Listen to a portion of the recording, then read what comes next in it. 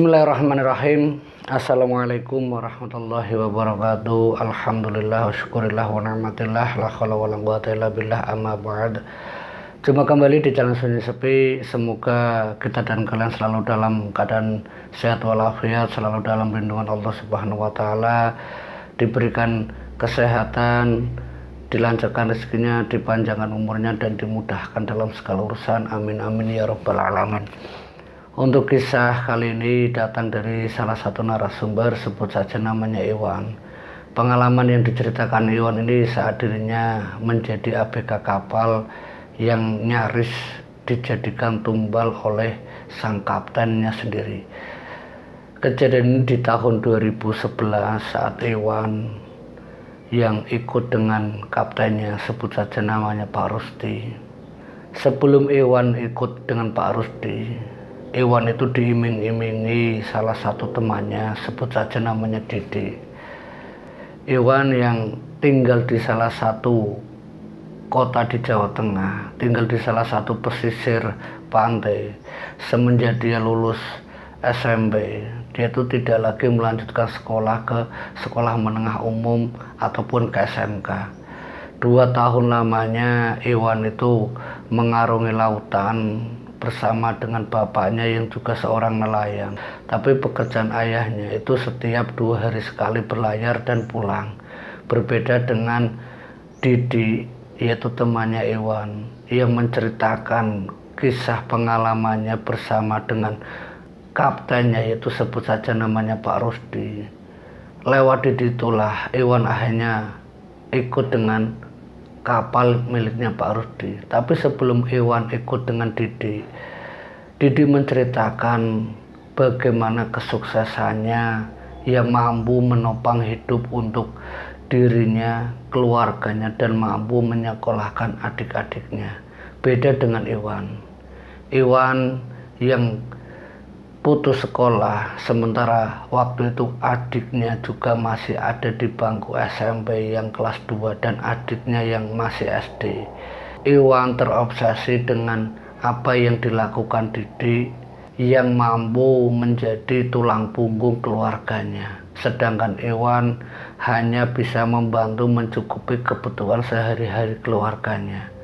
Iwan tidak ingin adik-adiknya putus sekolah seperti dirinya. Karena tekadnya itu dan cita-citanya dia yang ingin menjadikan keluarganya itu lebih baik. Dan Iwan juga menginginkan seperti anak-anak muda yang lainnya punya motor, punya segala-galanya, punya motor, bisa punya rumah yang lebih baik. Iwan juga menginginkan hal seperti itu. Dengan keadaan seperti itu, akhirnya Iwan mengikuti ajakan Didi untuk ikut dengan Pak Rusdi. Tapi sebelum Iwan berangkat dengan Pak Rusdi dan Didi, Iwan sempat berpamitan dengan orang tuanya, dan orang tuanya berpesan sama Iwan agar dia tetap ingat akan Tuhannya, yaitu Allah Subhanahu wa taala, agar jangan meninggalkan sholatnya walaupun di tengah kapal. Karena orang tuanya tahu betul bagaimana pengalamannya dulu saat berlayar yang berbulan-bulan. Iwan itu dijelaskan sama orang tuanya agar selama kamu berlayar dan berlabuh dimanapun, kamu harus tetap ingat dan percaya bahwa segala sesuatunya itu ya atas kehendak sang pencipta, yaitu Allah Subhanahu wa taala. Jadi kamu harus tetap menjadi anak yang benar-benar bertakwa. Itu pesan Bapak. Sebenarnya Bapak tidak ingin kamu ikut dengan Pak Rusdi ataupun dengan yang lainnya. Bukannya Bapak melarang, tapi Bapak teringat akan kejadian dulu yang menimpa salah satu teman Bapak yang meninggal di tengah lautan dan jasadnya tidak ditemukan sampai sekarang. Karena kejadian itulah Bapak sebenarnya tidak menginginkan kamu ikut kapal-kapal besar yang pulangnya itu sampai 4 bahkan sampai setengah tahun baru pulang dan berlabuh ke kampung halaman. Tapi karena tekadnya Iwan, bapaknya tidak bisa melarang dan akhirnya mengizinkan apa yang diinginkan oleh Iwan. Dan saat itu Iwan yang ditemani Didi dan juga kapten kapal yaitu Pak Rusdi. Pak Rusdi setelah mendapatkan izin dari orang tuanya, Pak Rusdi ini memberikan uang dengan jumlah yang sangat besar yang waktu itu totalnya 10 juta.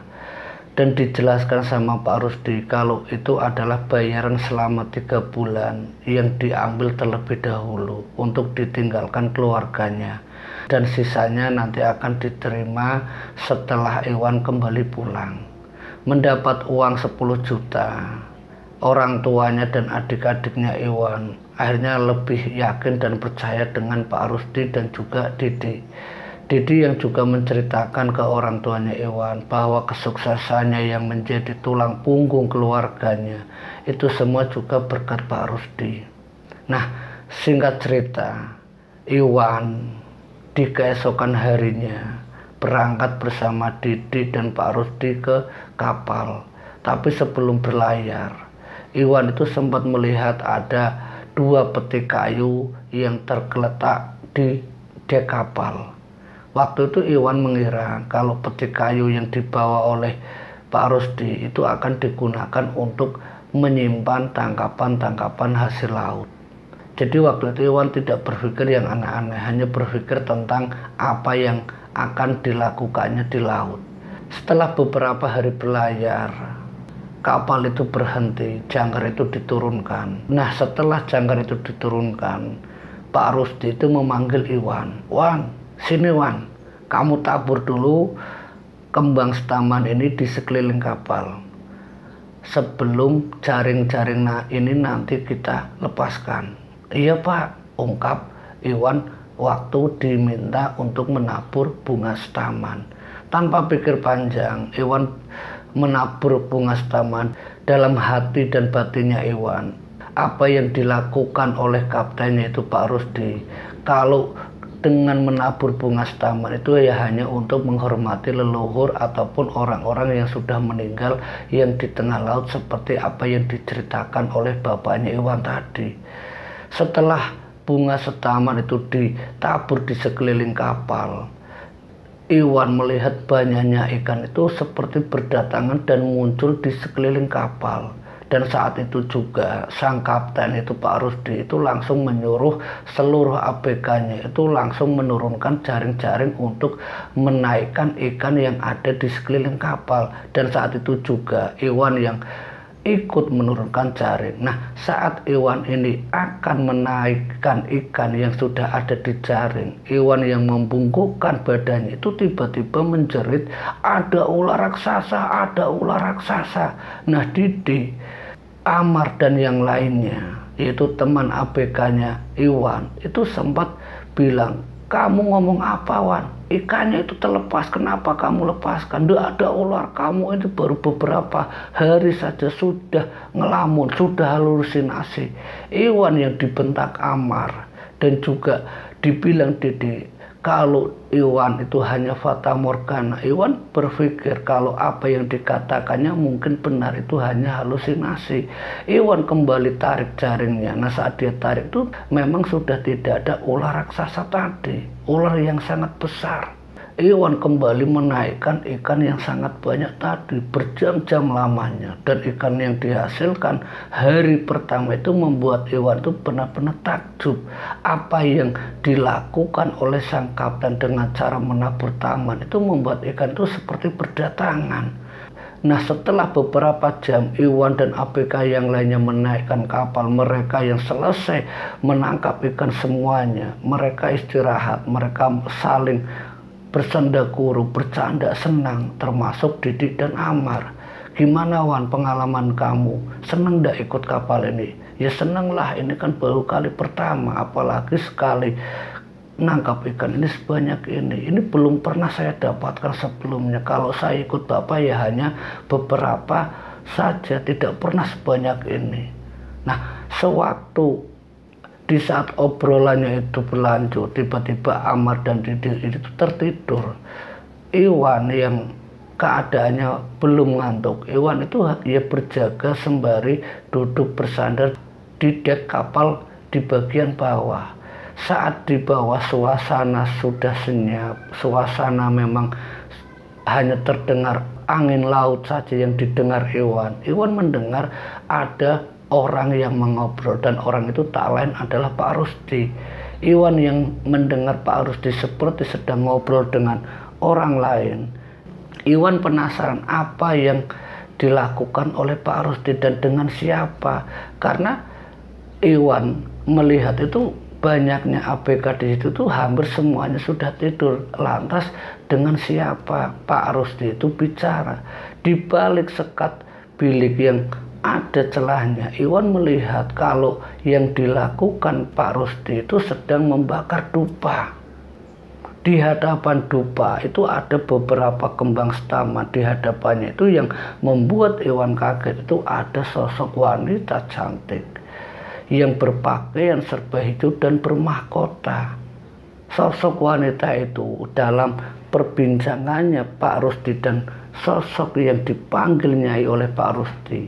Pak Rusdi itu mengungkapkan, silahkan Nyai pilih mana yang Nyai suka ABK kapal ini. Mendengar kalimat yang diucapkan oleh Pak Rusdi, Iwan benar-benar kaget. Dan saat itu juga Iwan langsung kembali ke bawah untuk tidur. Tapi saat Iwan kembali ke bawah untuk tidur bersamaan Didi, Amar, dan yang lainnya, Iwan itu melihat Amar itu seperti dililit ular raksasa. Ular yang dilihatnya saat pertama kali dia setelah nabur kembang setaman. Waktu itu Iwan ingin membangunkan Amar, tapi karena takut dibentak, apalagi kata-kata yang diucapkan Amar kalau itu halusinasi, kalau yang dikatakan Didi itu fata morgana, Iwan mengurungkan niatnya untuk membangunkan Amar. Iwan hanya tidur. Nah, di saat dia tidur, dia itu dimimpikan sosok Nyai yang ada di hadapannya Pak Rusdi. Sosok itu datang dan mengatakan di dalam mimpinya Iwan, apa yang sudah kamu tahu? Kamu sudah mendengarkan perbincangan kami. Kamu akan mati. Saat itu juga Iwan kaget dan terbangun. Nah, saat terbangun ini ternyata sudah pagi. Di saat pagi hari itu, Iwan melihat Didi yang juga seperti menggerakkan tubuhnya, lambat laun dia terbangun, tapi tidak dengan Amar. Amar itu seperti terdiam, sangat nyenyak tidurnya. Saat dibangunkan oleh Didi dan ABK yang lainnya yang sudah terbangun semuanya, Amar itu masih tidur. Nah, Didi yang temannya Amar itu berusaha membangunkan Amar, tapi dibangunkan dan bahkan dipukul berkali-kali. Amar itu tidak membuka matanya. Nah, saat Didi dan ABK yang lainnya karena hampir 10 menit dibangunkan tidak bangun juga, Didi itu mengatakan ke Iwan dan juga yang lainnya kalau yang dialami Amar itu sudah meninggal dunia. Saat Didi mengatakan kalau Amar meninggal dunia, Iwan benar-benar tidak percaya kalau apa yang dilihatnya semalam soal ular raksasa yang melilit tubuhnya Amar ternyata menyebabkan Amar meninggal dunia. Apalagi teringat akan Pak Rusdi, sang kapten kapal, yang waktu itu samar-samar didengar, silahkan ambil ABK yang menurut Nyai itu pantas untuk dijadikan tumbal. Ini benar-benar membuat Iwan waktu itu benar-benar merasa sangat bersalah. Karena rasa bersalahnya itu, Iwan sering murung, Iwan sering melamun, karena tidak percaya apa yang dilihatnya itu benar-benar terjadi dan membuat Amar itu meninggal. Dan saat itu melihat kondisi Amar yang sudah meninggal, sang kapten turun dari kapalnya, dari kamarnya. Dia bilang ke ABK dan termasuk Didi, urus jenazah Amar, taruh di freezer, dan nanti setelah dekat di pelabuhan atau di kampung halaman, kita taruh di peti kayu dan kabarkan ke orang tuanya kalau Amar sudah meninggal dunia. Itu yang dilakukan oleh Kapten Rusdi. Dan saat itu juga Didik dan yang lainnya itu membawa jenazahnya Ammar itu ke freezer untuk didinginkan, diawetkan agar jenazahnya itu tidak rusak. Itu baru beberapa hari Iwan ada di tengah laut ikut kapalnya Pak Rusdi. Semenjak kejadian itu, Iwan yang merasa bersalah karena tidak membangunkan Ammar. Iwan itu sering dihantui suara-suaranya Ammar. Tolong, tolong, tolong. Suara itu benar-benar didengar Iwan dan itu sangat membuat Iwan itu ketakutan. Suara itu bukan hanya nyata didengar Iwan, tapi di dalam mimpi pun Iwan pernah dimimpikan sosok Ammar. Kenapa kamu tidak bangunkan aku, Am? Kenapa kamu tidak bangunkan aku, Iwan? Kamu tahu kalau aku akan dijadikan tumbal. Kenapa kamu diam saja? Ini yang membuat Iwan waktu itu benar-benar sangat merasa bersalah. Setelah beberapa kejadian, Iwan yang sering dihantui Ammar, Iwan itu sering merenung, sering ngelamun sendiri. Nah, Didi yang temannya itu melihat kelakuannya Iwan, itu merasa aneh, apalagi dengan perilakunya Iwan. Didi sempat nanya ke Iwan waktu itu, kamu kenapa, Wan? Kenapa kamu sering murung? Kenapa kamu sering diam? Ada apa? Apa kamu tidak betah? Karena apa yang dialami Iwan, saat Iwan ingin bercerita ke Didi, mungkin Didi tidak akan percaya begitu saja. Selang beberapa hari semenjak meninggalnya Ammar, apa yang ditakutkan Iwan itu benar-benar terjadi. Iwan didatangi sosok Nyai yang pernah dilihatnya di saat sang kapten sedang mengobrol. Itu di dalam mimpinya Iwan itu didatangi kembali, tapi sosok itu dengan sosok tubuh yang sebagian tubuhnya berwujud ular, tapi bagian atasnya itu kepala wanita cantik yang bermahkota. Dan ini benar-benar mengejutkan Iwan. Dan saat itu mimpi itu pun sempat membuat Iwan itu langsung terbangun, karena di dalam mimpinya, kamu akan mati, kamu akan mati, dan kamu berikutnya. Iwan yang saking takutnya waktu itu langsung terbangun. Dia ingat pesan bapaknya. Saat itu juga Iwan ambil air wudhu, dia menenangkan dirinya, berzikir dan memohon perlindungan kepada sang pencipta, itu Allah Subhanahu wa Ta'ala. Tapi waktu itu Iwan yang ada di tengah lautan yang bersama dengan Didi di kapalnya Pak Rusdi, sosok itu terus menghantui Iwan, yang membuat Iwan waktu itu harus merasakan bagaimana takutnya, bagaimana traumanya dia, sehingga dia waktu itu benar-benar sangat diasingkan oleh beberapa ABK yang lainnya. Karena perilakunya Iwan itu tiba-tiba seperti kesurupan, menjerit sendiri, meronta-ronta sendiri. Ini yang membuat Didi itu akhirnya, ini yang membuat Didi, singkat ceritanya, setelah hampir 3 bulan melaut dan berlabuh di salah satu wilayah di Jawa Timur, saat berlabuh itulah Iwan akhirnya dipulangkan bersamaan dengan Didi yang waktu itu juga harus turun mengantarkan Iwan pulang. Keadaan Iwan itu benar-benar sudah tidak karuan. Setelah sampai di rumah, Didi menceritakan bagaimana yang dialami Iwan, tapi keluarganya Iwan, yaitu orang tuanya, melihat kondisinya Iwan itu sudah dalam keadaan yang sudah tidak sadar, sering menjerit, meronta-ronta sendiri seperti orang yang kesurupan.